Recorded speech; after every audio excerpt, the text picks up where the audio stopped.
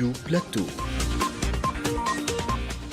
De retour à l'antenne, je suis avec Jean-François, bonjour. Bonjour. Notaire. Donc on va commencer tout de suite à vous poser des questions. Donc est-ce que vous pouvez nous dire en quoi consiste votre métier ? Donc je suis notaire. Mon rôle, je suis officier public ministériel. Donc je suis nommé par le garde des Sceaux, la chancellerie, le ministère de la Justice pour faire simple. Mon rôle consiste effectivement à notamment régulariser les actes de vente immobilière notamment, dont on a ce qu'on appelle le monopole, c'est-à-dire à partir du moment où vous achetez, vous vendez un bien immobilier, vous devez passer devant notaire pour acter les accords entre le vendeur et l'acheteur et pour transférer le droit de propriété notamment. Après, il y a d'autres, effectivement, notre métier va consister, comme je le dis toujours, de la naissance jusqu'à la mort.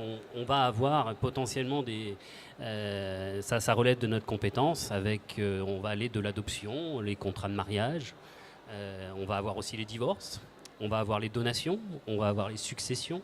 On va également se charger, et on peut se charger, mais là on n'en a pas le monopole, notamment sur les cessions d'entreprises, de sociétés, de fonds de commerce, fonds artisanales et tout ce qui s'ensuit. Voilà. Ok. Quelles sont les qualités requises pour exercer ce métier ? Je dirais que notre cœur de métier, c'est la rigueur. Ça, c'est la première des choses. On a un élément essentiel de notre profession qui est le secret professionnel. C'est-à-dire que, bien évidemment, alors je peux parler de dossiers, mais je ne peux en parler que de façon générale. Je ne peux pas mentionner de nom. Y compris en justice, je suis tenu au secret professionnel. Donc si on me dit quelque chose, je ne peux pas le divulguer. Ça fait partie de notre cœur de métier, notamment. Est-ce que vous avez un métier qui est genré ? Alors, j'aurais tendance à dire qu'il y a 20 ans peut-être, aujourd'hui plus du tout. On a notamment, au niveau de nos collaborateurs, je pense qu'on est c'est une profession qui s'est largement féminisée. Je n'ai pas les chiffres, mais j'aurais tendance à dire que 75% de nos collaborateurs sont des femmes, voire même plus. Au niveau des notaires, en tout cas pour le Loir-et-Cher, on est quasiment à parité. Je crois qu'il y a peut-être sur quasiment 60 notaires maintenant, peut-être, je vais dire 32 hommes et 28 femmes. Donc vous voyez, on est quasiment à parité. Et je pense que dans un avenir très proche, les femmes arrivant de plus en plus, on va même basculer à avoir une profession beaucoup plus féminisée. Ok. Pouvez-vous nous décrire une journée type ? Journée type, alors c'est essentiellement de la réception de rendez-vous, réception d'actes. Donc après, c'est ma journée type, j'aurais tendance à dire. Je vais être à l'étude, ce qu'on appelle une étude, là où je travaille, un office notarial. Je vais être là de 8h jusqu'à peut-être 20h. En tout cas, j'essaye de ne pas aller au-delà des 20h. C'est de la réception de rendez-vous. En général, un rendez-vous peut durer entre une demi-heure, voire 1 heure, voire 1h30.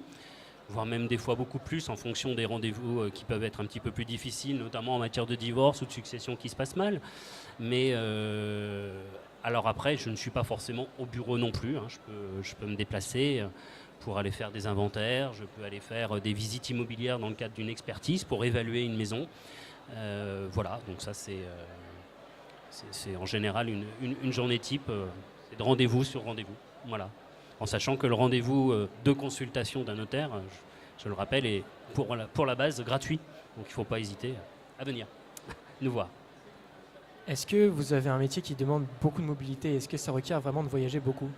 Alors, oui, mais ça a vocation à changer.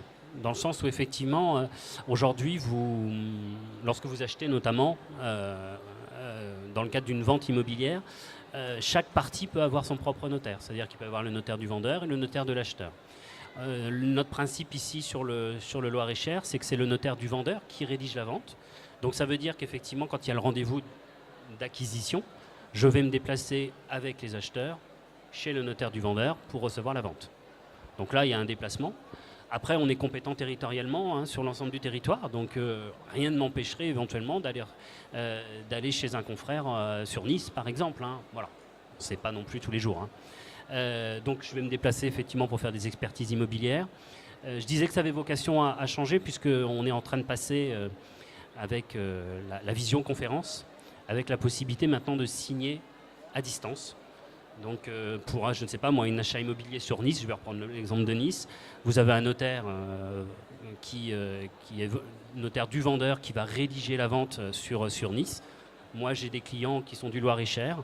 On va rester sur place, par visio, on va pouvoir signer à distance le même acte sans avoir à se déplacer. Voilà, donc ça c'est le notaire 2.0, on va dire. Voilà. Quels sont les avantages et les inconvénients de votre métier? Alors, on a une activité très variée. Je pense qu'on ne s'ennuie pas, a priori. C'est le contact humain. Enfin, très sincèrement, moi, c'est ce qui me plaît essentiellement. Donc, ces qualités, c'est l'écoute.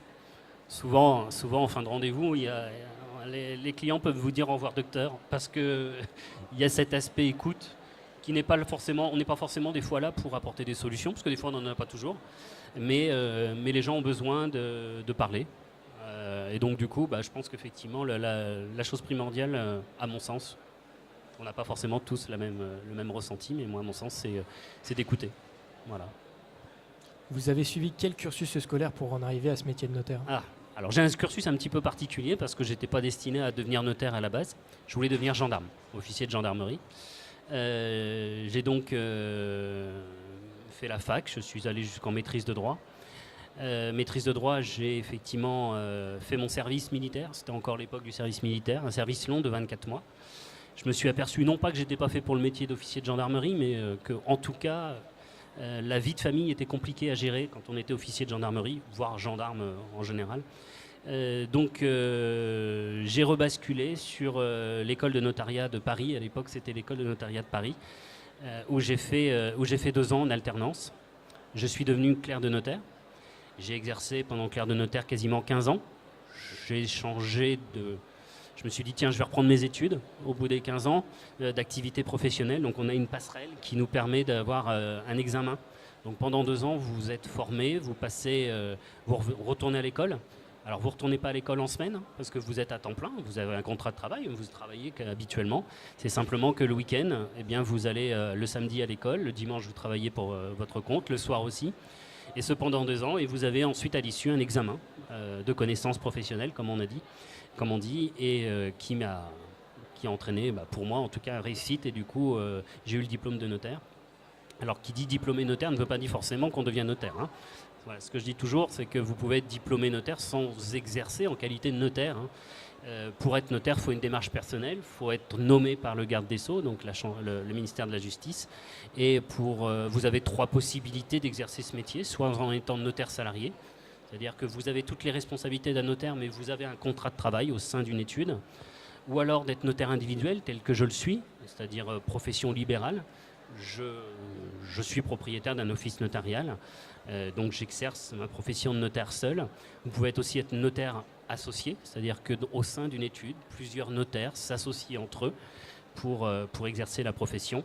Et puis la troisième solution, qui est une solution plus récente et qui est en plein boom actuellement, c'est ce qu'on appelle les offices créés, c'est-à-dire que l'État a décidé de créer à des endroits où il y avait un manque de notaires, de créer des offices. Et donc à ce moment-là, vous postulez, alors c'est en ligne, vous postulez en ligne avec votre dossier pour pouvoir du coup exercer une profession dans un office que vous créez de A à Z, dans une zone géographique déterminée par l'État.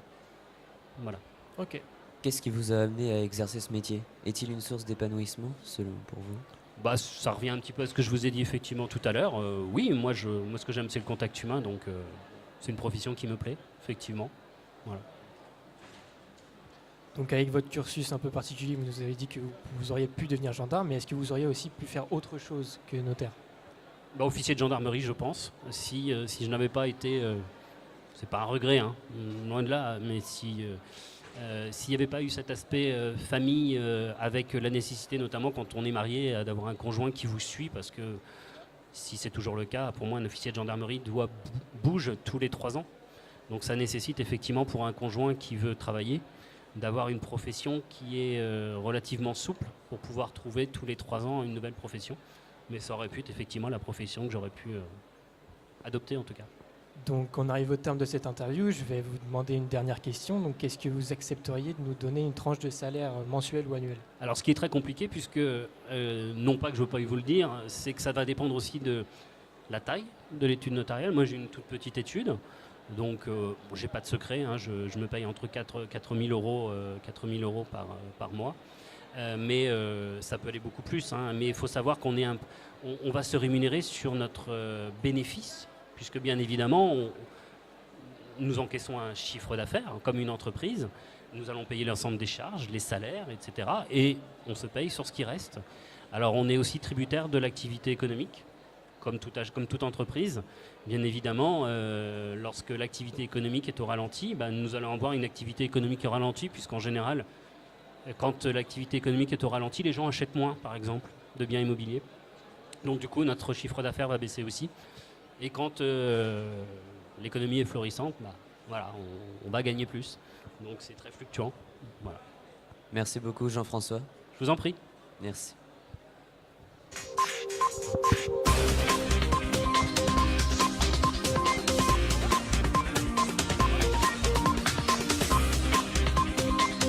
L'interview plateau.